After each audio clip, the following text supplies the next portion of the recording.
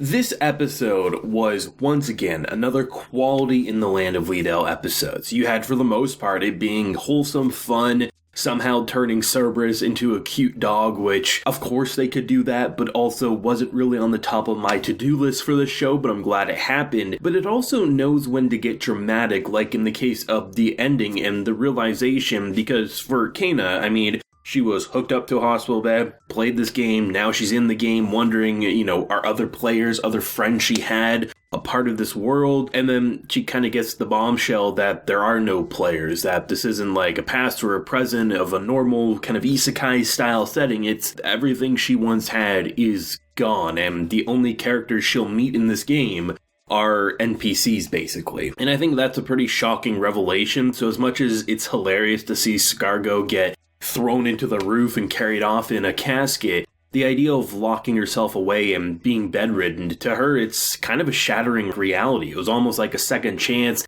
tasting these foods, but probably hoping that, connections she once had would be there with her, not just characters she adopted in a game. And I like how they balance the fluffy with the serious, because all things considered, this is both a blessing and a curse for her life. I mean, even though she was hooked up to a hospital bed, probably thinking forever that's how she would be, at the end of the day, there's probably always that hope in the back of your mind that someday you will get out of that bed and be able to live your life to the fullest. And knowing that that's not the case, knowing that your power most certainly shut off and you're in this game forever, there definitely is a lot of pros to her new life, because she can taste the food, she can do this and that, but at the end of the day, it is a shocking reality. And I really think that's a perfect way to wrap up episode 3, to really cement that it is more than just cute fluff, but the cute fluff will definitely elevate it into a wholesome adventure, all things considered. When it came to the adventure of, tracking down a ghost, which immediately I was like, okay, that sounds interesting, and I was completely buying into it being a ghost because it is a video game system. The idea of, haunted quests, is something that's almost just a staple in any fantasy show. But I like the idea of one of the guardians of the towers basically just trying to get a message to basically get her to come and pass the message along. And then the realization that there should be 13 of the things that they're talking about, but because she was gone, there was only 12, and just that entire sequence was so well done. And I'm glad that when it comes to the guardians of the towers there, the 3D objects that they're using, the first one we saw was almost like a gate, like a typical wall with a funny face. This one was like a humanoid body, but without much detail. And I think given the type of almost spiritual, how it needs to be a lot different than the normal character models, I'm glad that the 3D isn't completely distracting.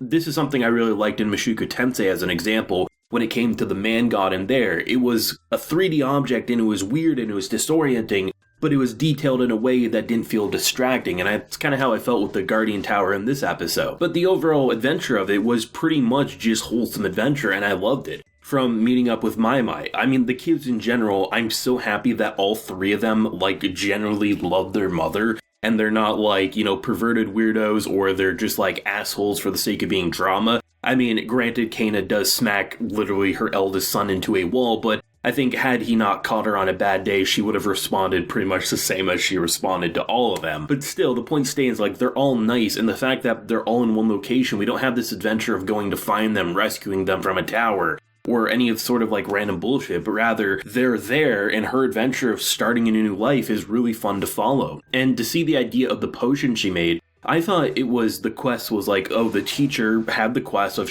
they wanted a potion, probably for example, but the idea of one of the students just getting a potion to trade in for an assignment just because they didn't want to do their homework, I thought was a nice touch. And then the little mechanics that I really enjoy is because she's basically a player in a video game, so she has a menu, she has things that are probably going to look like magic to the general folk of this game. And when she's teaching them how to make a potion and she's just pulling things from thin air and she's like, yeah, you kind of just, all right, it's done, see ya. Wait, where did you pull those ingredients from? I just love those little details because you can tell it's someone who understands what a game is and how if you actually were in a game and characters were actually acknowledging you, because when it comes to video games, when you're in the pause menu and things like that, the characters in those games aren't going to see what you see. So the idea of them actually responding as if you're a living and breathing person, to see them just so dumbfounded of what the hell are you doing, from running on the water to pulling things from thin air, I just love those little finer details. But it's pretty interesting seeing just how wholesome the daughter is. She goes from like someone who seems like not a harsh like leader or a harsh headmaster, but someone people wouldn't mess with, to then melting into this cute little girl who's like, "Mommy, please recognize me." And then, of course, when, the eldest Scargo hears that the mother is holed up in a room, running through the rain, the flower aura protects him from getting wet, to then just wanting to be the best son possible.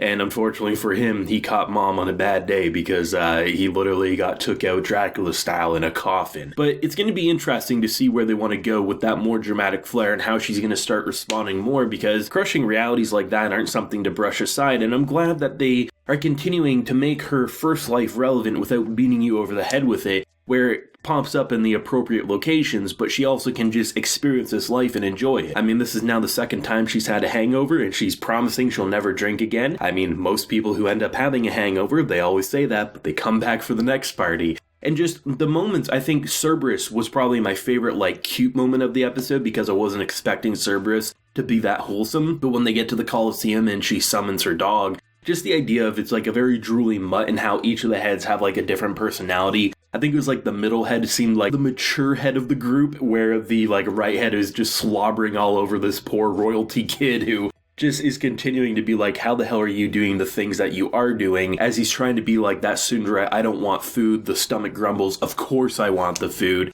as then the whole tower shenanigans take place. I was actually a little concerned that the dog was going to get into a brawl. Like, I wasn't afraid the dog was going to go out, Cerberus was going to lose a head. But when the guards come and the guards see a giant devil hound guarding their royalty prince in the making here, I mean, I thought there was going to be a bit of a brawl before Cayna came in and, like, separated the sides. But I love how it just dissolved because it recognized that for this kid, those weren't a threat, which was really nice. I kind of think, though, because given that she very much seemed like she knew the kid was trailing her, I think she summoned Cerberus specifically for the kid, which is kind of hilarious. But yeah, this show's good. It knows how to make you melt in wholesome aura, but it also knows how to remind you in subtle ways that it is a pretty dramatic event. I mean, as much as all of us would wish to be able to interact with a video game world that's this living and breathing, where you can taste the food, where you can feel objects and characters respond as if they're actually people,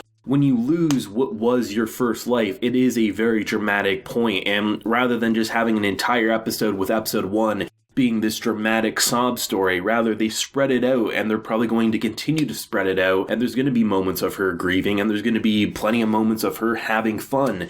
But at the end of the day, adopted kids in a video game aren't the same as the family she once had, but I imagine at some point she'll realize that even though one life ended, another life is kind of beginning here, and I think she will eventually grow to say, these are just as much my family as maybe as I once had, because it is such an interactive, real environment for her. I really love this show. It is a blessing to watch on Wednesdays. It is so well done, and I love the kind of aesthetic to it, that kind of like old school, like almost early 2000s vibes with the color palette and how everything lights up. Such a good show with every character being memorable so far. Thoughts and feelings on this week's episode of In the Land of Leadale. Favorite moment, what do you hope to see with episode 4 next week? Leave a like if you enjoyed and subscribe if you're new around here. So until next time, everyone, please take care and have a good one.